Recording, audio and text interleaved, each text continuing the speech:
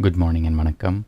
In this video, we're going to be reading from Dancing with Shiva, Hinduism's contemporary catechism, written by Sadhguru Sivaya Subramania Swami, a richly illustrated sourcebook of Indian spirituality in question and answer form, exploring how to know the divine, honor all creation, and see God everywhere in everyone.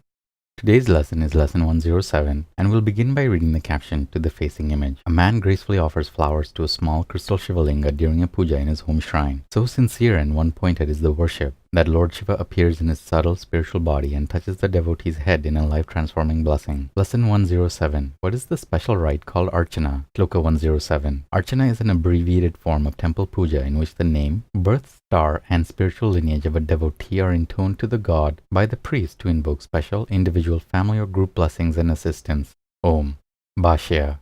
If we wish to receive the deity's blessing for something special that is happening in our life, we may request an archana. This is arranged and paid for within the temple itself. We give a basket or tray to the priest or pujari, upon which have been placed certain articles to be offered to the deity, usually a flower garland, bananas, and a coconut, carefully washed and not even breathed upon, holy ash, incense, camphor, rose water, and a contribution for the pujari. The pujari asks for our name, which we tell him aloud, and our nakshatra, or birth star. Then he asks for our gotra, the name of the rishi with which our family is associated. He then intones these, our credentials, before the deity along with a Sanskrit verse. A brief puja, in which the 108 names of the god are chanted, is then performed specifically on our behalf and special blessings received. At the end, the pujari will return most of the offerings as prasada. The Vedas implore, by your favors granted, enable us, O Lord, once again to leap over the pitfalls that face us. Be a high tower, powerful and broad for both us and our children. To our people bring well-being and peace. Om Namah Shivaya.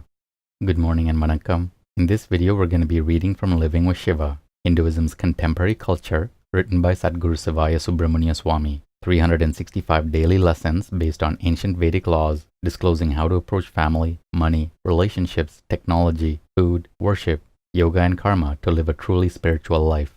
Today's lesson is lesson 107, and the topic is inner and outer willpower. There are basically two aspects to the force of willpower. One controls our external life in the world and with those about us. The other controls our internal life, strivings, and personal spiritual disciplines or sadhanas. The externalized individual who throws his force totally into the outer aspect of willpower inwardly suffers nervousness, confusion, and the lack of self-mastery. The devotee who throws his force totally into the inner aspect of willpower suffers total withdrawal from being able to face and cope with the forces of the world at large. It is the total willpower through both these two aspects of will, the inner and the outer, that the devotee seeks to develop within himself, with an emphasis on the internalized spiritual processes of his being. For he full well knows that only in this way is he able to serve effectively in the world, without being of the world in any way. Willpower developed in this way brings forth the complete being of man to the foreground of himself. He no longer feels he has to sit and meditate to leave one area of the mind, through detaching himself from that area because of his sense of dislike of it, in order to go into another more desirable area. His free flow of awareness from the inner to the outer is but a short distance, so to speak, when the fulfillment of his sadhana has equalized the forces of the totality of his willpower. Only the more evolved souls, through acute perceptions, can understand these analogies without confusing them into prior conceptions they may have had about the force of will. We must always try to grasp the totality of what is being said, from the overview, rather than endeavor to hassle with one individual concept or another. It is only through sadhana performed regularly over a long period of time that any of this knowledge becomes experiential reality in one's life. The first sadhana, therefore, is to always hold the overview and cling in your memory to the intuitive flashes that come as a result. These intuitive flashes come from deep within and are the only thing that should be remembered, for this is your jnana, your insightfulness, your own wisdom breaking through. It is only when one identifies his willpower as separate and a tool unto itself that he is able to move into the next phase of discerning the difference between the primal life force within him and what it manifests. Then he can separate awareness from these manifestations, for he has gained the intuitive knowledge that he is the all-pervading life force in the universe. Once awareness has attained individuality and the devotee becomes the onlooker rather than identifying with what he looks upon, then he becomes full of the substance of the totality of the primal force, which he experiences as willpower, and is able to use this willpower in his daily life, which he experiences as awareness flowing through the mind. This shows the evolution of this awakening on the inner path.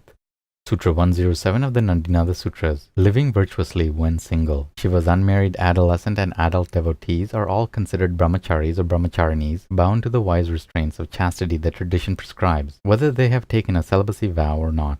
Om. Good morning and vanakkam. In this video, we'll be reading from Merging with Shiva, Hinduism's contemporary metaphysics, written by Sadhguru Sivaya Subramania Swami. 365 enlightenment lessons from a mystical master, revealing the depths of Raja Yoga, the clear white light, the states of mind, and the ultimate spiritual destiny of every seeker. Today's lesson is lesson 107 and the topic is lean on your own spine. How can we stabilize the path on those days when it's just plain rough? The first thing to do on the path is to change our perspective of looking at life. Initially, as we come onto the inner path, we look at the map of the journey. We read books. A book is a map. We then make up our mind whether or not we want to make a change in our lifestyle and our perspective. Once we decide that we do wish to go on, a good way to begin is to reprogram the clay-like subconscious mind. Reprogram the negative habit patterns by firmly believing that you're really alright. The second thing to accomplish is to learn to lean on your own spine. Everyone nowadays wants to lean on someone else. We lean on our families until they push us out into the world. Then we lean on our friends until they can't help us anymore. But still we keep on leaning. Then we lean on our therapist until we run out of money. This attitude of leaning on another is not the foundation needed for the delicate states of deep meditation to be sustained. We have to lean on our own spine. But first we have to claim our spiritual heritage and feel, I'm alright right now. By saying this and believing it, we pull the energies in just a little and become centered again. When we ask ourselves point blank, am I alright right now? We have to come up with a yes. Lean on your own spine. Feel the power in the spine. Feel the energy in the spine. The energy in the spine is not concerned with any fear or worry or doubt. Not at all. It is a pure, powerful, blissful energy. Lean on it and you will go crashing through into inner states of meditation. Things in the world will also work out right for you. You will be in the flow of life. You will have perfect timing. Beautiful things will begin to happen to you in the exterior world. Opportunities will open up for you where there were no opportunities before. People will become nice to you who ordinarily would not. All this and more begins to happen because mentally you are leaning on yourself, and people in general like you to do this. Don't lean on a philosophy. Don't lean on a guru. Don't lean on a teacher. Lean on your own spine and that power within it. Then the guru can be some help to you, for you will obey his directions when he speaks. The philosophy begins to come alive in you, for you can complement it with your own inner knowing. And that's it for today's lesson. Take care of yourself, have a beautiful day, and we'll see you in the next video. Om Namah Shivaya.